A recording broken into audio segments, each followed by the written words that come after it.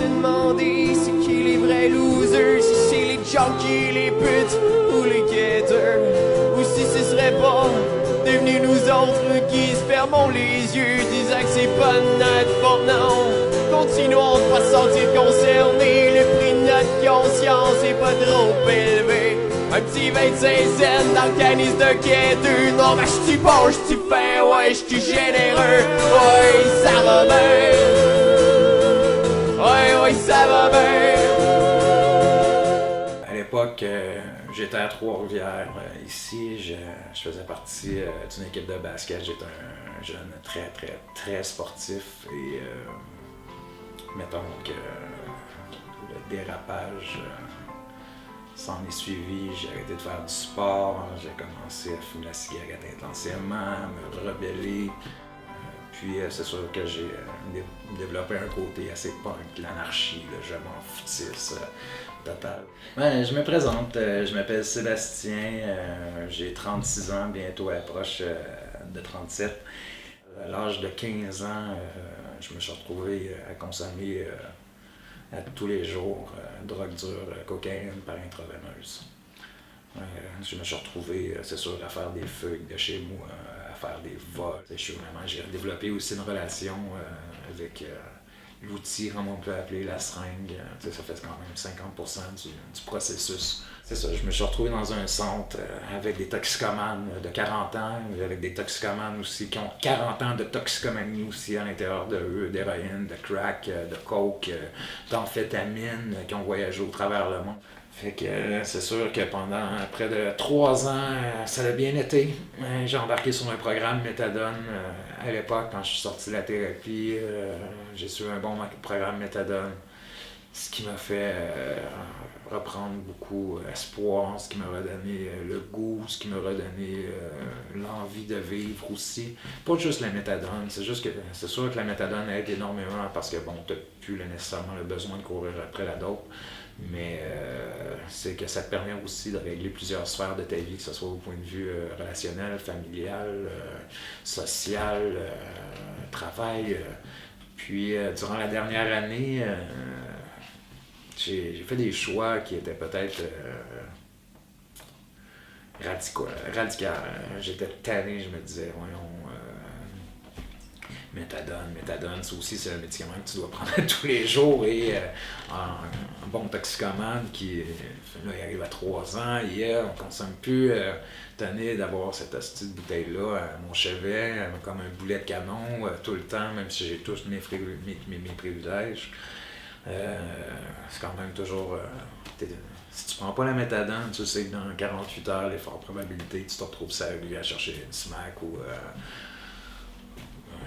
Au lieu d'écouter les conseils des gens qui travaillent là-dedans depuis 20 ans et plus, ben moi je croyais Sébastien, mais je pensais que c'était Superman. Ça fait que j'ai fait une rechute et c'est là que je suis tombé sur le positif aussi. J'ai attrapé le VIH.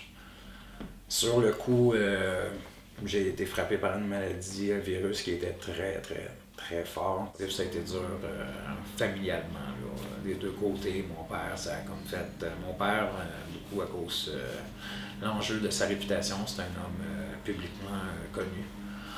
Fait que c'est certain qu'il ne fallait pas que ça soit... C'était très tabou. Du côté de ma mère, c'était un sujet que... C'est pas que c'était tabou, mais c'était trop émotif. Il y a un long moment d'étape dans ma vie où je me disais je suis porteur de la mort. Ça fait que ça, je peux donner la mort en aimant quelqu'un.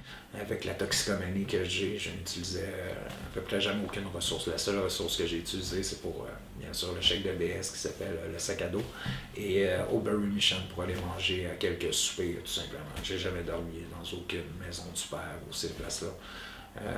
On était toujours 2-3 collés en arrière des métros, les bouches de chaleur, les parkings. Puis ça s'est appelé faire du squeegee, qui a été 24 heures sur 24, 7 jours sur 7. J'en avais ma claque fatiguée. Tu te lèves le matin, t'as rien devant toi, t'as 2-3 bottes de cigarettes ramassées la veille que t'as pas fumé ou tu t'es pas fait voler durant la nuit si t'es chanceux. Fouiller dans les poubelles pour ramasser toutes sortes de cochonneries, manger dans les poubelles. Combien de fois j'ai mangé dans les poubelles des restaurants sur Saint-Denis que le monde jette leurs trucs ou je suis à côté de leur table, là, je suis en train de squeeger puis je les check manger puis là je check qu'est-ce qu'ils finiront pas, je leur dis non, au lieu de le mettre dans la poubelle, là, moi là, puis là les gens arc! Quand tu l'as donné à ta blonde, à ton chum, moi je vais le prendre, c'est dégueulasse, c'est quoi? À cause que je suis dans la rue, puis j'étais un squidgy. J'ai fait un bon séjour à Bordeaux, j'ai fait 4 mois de prison. Pendant les 4 mois en prison, je vais faire ça court. J'étais seul, peut-être un des seuls prisonniers là-bas qui était content d'être là, parce que bon, ça me mettait un break à mon style de vie. C'est pas évident non plus, pendant 1 an et demi, à tous les jours, tu te lèves le matin, il faut que tu ailles voler pour payer ta dose. Là. Ça devient épuisant aussi, là. C'est stressant, c'est épuisant. Puis après avoir fait mon sevrage qui a duré 1 mois en prison, je m'étais rétabli, j'avais pris du poids, je pouvais m'entraîner, puis bon, ça allait bien. Puis je me disais, non, ok, là, ton sevrage est fait, tu retouches plus, Sébastien. Je suis sorti le 15 février. 15 février 2011. Ouais, c'est ça, 15 février 2011, je sortais de Bordeaux. Au moment où j'ai mis le pied dans la rue, le 15 février, j'ai quitté le 13 septembre 2012. Là, j'ai pris aucun médicament pour le VIH. À la fin, je pesais 130 livres de faible. Je sais plus qu'est-ce qui me tenait debout. Puis j'ai fait le choix de partir de là. C'était soit là, je savais que je passerais pas un autre hiver comme je venais de passer, c'est sûr que non. Parce que c'est quand je suis parti, j'ai pas dit « Ok, je m'en vais tout le monde, là. Salut, je sors d'ici, là, je suis plus capable. » là. Je me suis levé un matin, je suis parti avec mon pack-sac, puis je suis jamais revenu. À partir du 13 septembre jusqu'à aujourd'hui, je suis toujours abstinent. Ça a fait 10 mois la semaine dernière. Puis, mettons que j'ai fait les efforts. J'ai fait les efforts pour. C'est sûr que je suis très fier de moi. Si j'avais pas été tombé séropositif à l'âge de 19 ans, peut-être que je serais déjà plus ici aujourd'hui pour vous parler. Parce que quand j'avais 15 ans, puis j'étais un anarchique junkie de bas âge. À cette époque-là, j'avais pas une espérance de vie. Moi, je me donnais pas une espérance de vie plus vieux que 25 ans. Puis aujourd'hui, au moment qu'on se parle, ça tombe bien, j'ai eu mes résultats sanguins hier, je suis allé à Montréal. Puis ils sont à 310 mes CD4, j'ai une charge virale de 45. En bas de 40, ça devient détectable selon eux. Ce que je retiens du cheminement de la vie, c'est que la vie est parfois très belle, donc parfois tu peux en faire que ça peut être ton pire ennemi. Tout ça, c'est comme je disais tout à l'heure, c'est une question de choix.